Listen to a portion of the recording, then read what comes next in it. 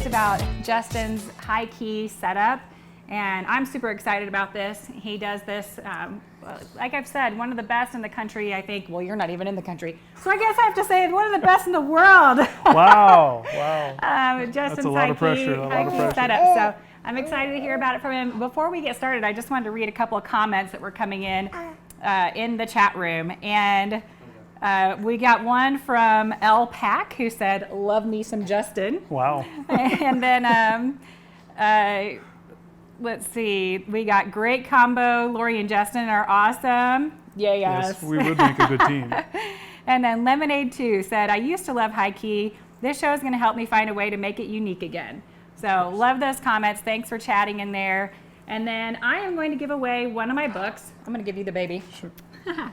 And we've got the Maximizing Profits for Photographers book that we're going to give away to Darren Thompson. Darren Thompson said, "Love watching at Nordstrom Photo." That's me on Twitter. And Justin Jagäre on SPTV this afternoon. Good stuff. I love SPTV. So thanks, Darren, and you have won Maximizing Profits. Thanks so much. All right, I'll take you back. Okay. Let's go, Grayson. And we're going to give it away to Justin, and he's going to show his stuff. Show my stuff. All right. So, like we mentioned earlier, it's a 3-light setup. I have my 2 strip boxes that light the background only, and the main light, which I only use for the subject. I do like to use a reflector. The reflector actually is something that controls my lighting ratio. Sometimes I bring it in really close to keep it really bright, minimize shadows. If I want to make it more interesting, slide it back, create more shadows. Pretty simple. Every high key area is going to be different. So when I do speak, I tell people that they have to look at their area like a math problem, and you just really have to dial it in. Because there's so many factors: the distance from the background, the width. If your lights on the background are too powerful, they can be kicking too much light back into the subject, which gives you that white glow around them. So then you have to dial them down a little bit.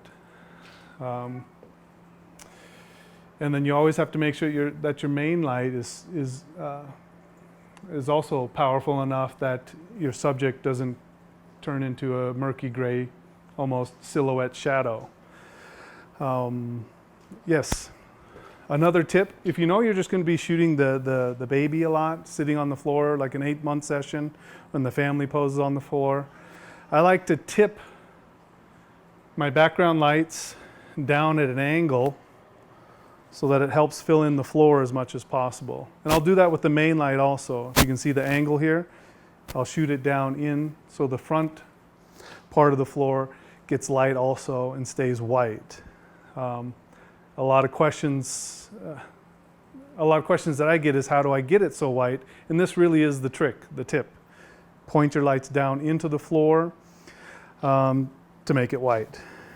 If you are shooting a family and everybody's standing, you just have to raise it up, make sure you have a good angle, maybe a little more power on the main so it gets down there. You might have to do some cleaning up in Photoshop if they're very tall. Yeah, or if you have a different modifier, a big starfish works better than like a 4x6 softbox. The light coming out of a 4x6 softbox might be more straight, and it might not reach the floor like you want, where if you use a starfish, it'll throw it out more, and you should be able to get the same reading on the floor as you do the subject, f8 for example. Yeah, so it's really that simple.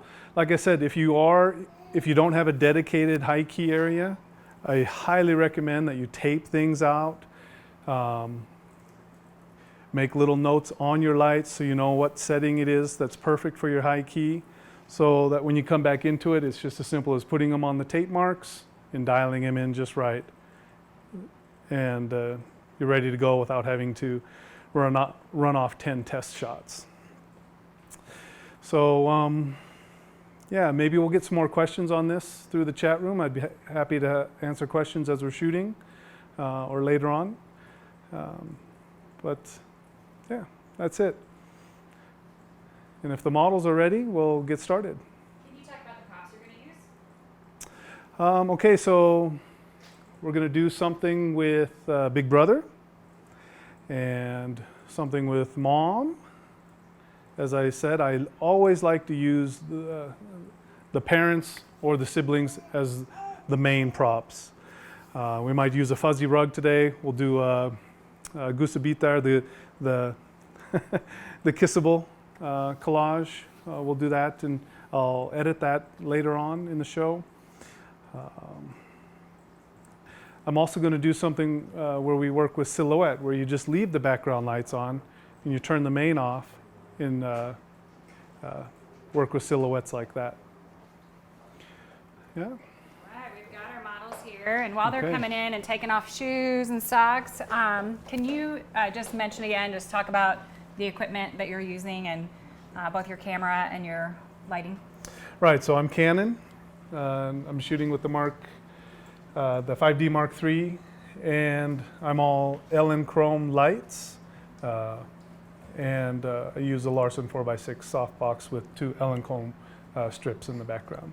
So we've got Justin set up here. He obviously didn't bring his equipment from Sweden. Right. So we've got him set up today with the Profoto system. And so he's going to be using that for the first time today and testing out Profoto as well. Does my finger taste good? I saw a little All tooth right. coming in, didn't I? Good. And you can strip off diaper too if you need to. Right, right.